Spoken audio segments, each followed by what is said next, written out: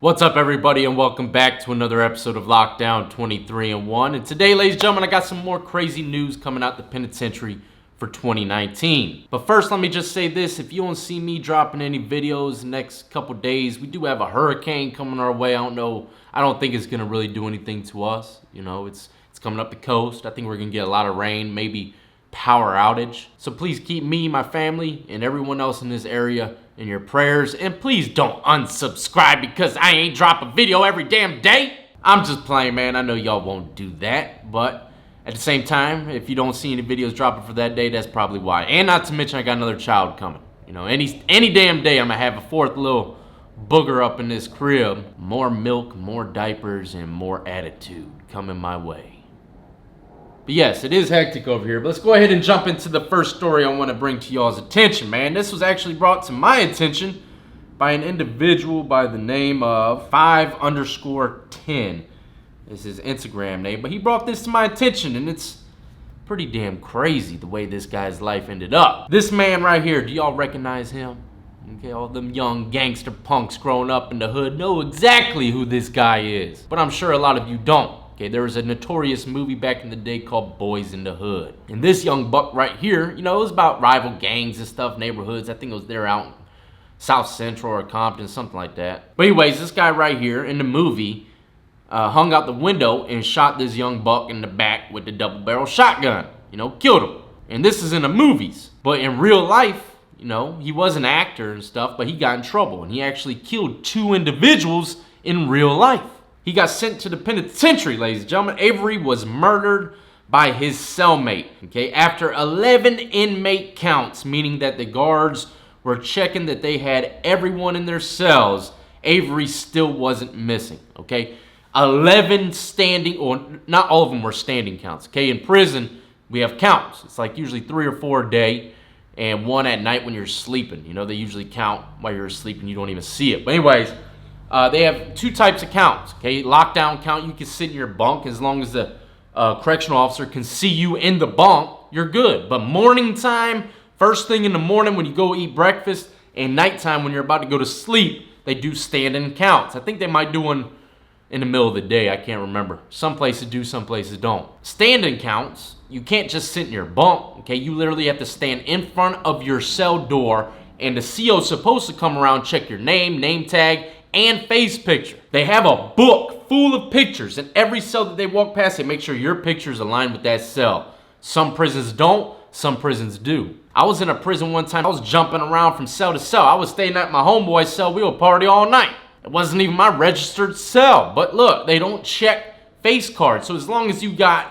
an ID that someone looks like you, or you don't even have to have that sometimes. All you have to do is stand by your damn cell. That's how some prisons are, man. So of course I can understand how this guy went unnoticed for 11 counts. How in the world did this happen? This included standing counts in which an inmate had to actually stand and be counted by the guards to make certain that no one was missing. You would think that they would be able to cross-reference their numbers with the count from the previous day, but apparently they do not do that unless it's necessary. In any case, Avery's cellmate waited until he was sure that he could get away with creating his little satanic ritual. He laid Avery's body in the middle of a pentagram drawn in his own blood. But can you imagine the CO or correctional officer that had to roll up on that? Walk up to the cell to do another count, but this time you're gonna see homeboy laying in a pentagram of his own blood. In a prison cell in California. You know how freaking nuts that is, man? I'd be tripping out, man. I go home, my old lady says, how was your day today? You don't want to know. Please tell me. Okay, you want to know? You want to know how my day was? I saw a fool laying in his own blood in the shape of a pentagram. You asked for it. That's what I got to deal with. Yeah, well, old wifey ain't going to be asking that no more. But yeah, how can you even explain something like that to your wife or whatever? You know, you can't just roll up in the crib and start explaining stuff like that. Even if you were to explain it, they still wouldn't understand it because that's something that truly doesn't hit you unless you see the shit. You know, watching gruesome things is one thing online or hearing about it's one thing, but actually seeing it, I'll never forget one of the worst things I've seen was a DUI accident. Okay, I walked up to the car after it done crashing. This dude's, I'm not gonna explain it, but it was just, his body wasn't even a body no more. You know, it was just completely mangled. And when I saw that, I was like, damn.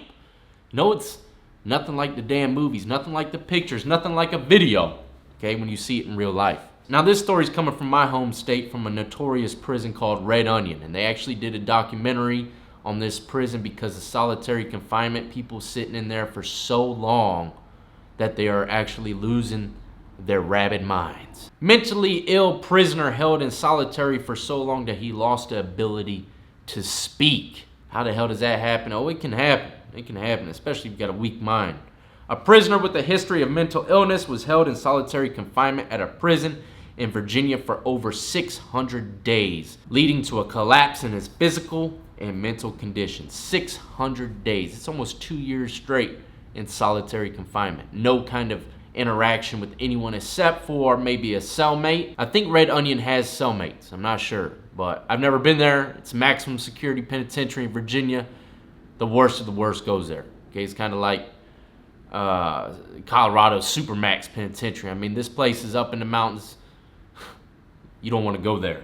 Mr. Lee, 26, is being held at Red Onion State Prison and lost over 30 pounds. The ability to speak and can't even recognize his mother and can't even remember his own name, says the lawsuit. Between the 26th of May of 2016 and the 31st of January 2018, Lee spent more than 22 hours a day in an 80 square foot concrete cell behind a steel door. His only time outside of the cell was 3 showers a week and an hour of recreation each day in a steel cage the size of a parking space. Dog cages. Welcome to the dog cages. He went from talking regular to talking in numbers in a whole other language which nor anyone else could understand. Lee's mother has said, "My heart ached from pain when I heard from my son and I could not get a regular conversation out of him. I lost sleep and couldn't eat because of this." The mother explained that when she was permitted to visit her son during his confinement, his rib cage was visible, his teeth had visible decay, his clothes were dirty, his prison uniform was falling off of him because of the weight he had lost. Okay, look, man, understand. Look, let me break this down to you, okay? 2 years in solitary confinement. I understand it sounds like a long time, but let me just say this: if I was in solitary confinement for 2 years, and I was in there for a long damn time, all right? But if I was in there for 2 years, my strong-minded self will talk just normal. I could leave solitary confinement, 2 years of it, go to IHOP and act perfectly normal. Being in solitary is nothing that would break me to the point of where I can't even speak.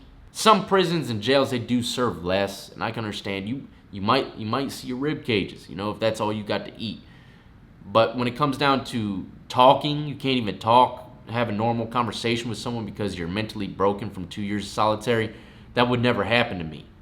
My clothes, okay, it sounds like a lot of this stuff that she's seen with his clothes being raggedy and his teeth decaying. It sounds like he ain't brushing his damn teeth. He ain't putting on his clothes properly. He needs to tighten his ass up, start eating every damn crumb off the tray, put his clothes together. You know, regardless if you're on freaking solitary or not, you gotta keep yourself together, man.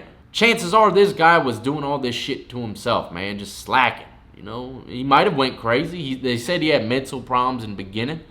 So, I mean, people without mental problems and they're just strong mentally, they ain't gonna go to, the hole for 2 years and come out talking in numbers. But that just goes to show you there's two type of people. You know, some people, I tell you this all the time since the beginning of this channel, you got strong-minded people, you got weak-minded people. The ones that survive prison are the strong-minded individuals. But let me know what you think. You think you would be able to come out of the cell after 2 years of segregation? I mean, you are getting out 1 hour, 2 hours a day, and you are talking to correctional officers and maybe the people across the cell. So do you think doing 2 years of segregation, isolation, you would come out, not be able to talk, converse, or even function properly?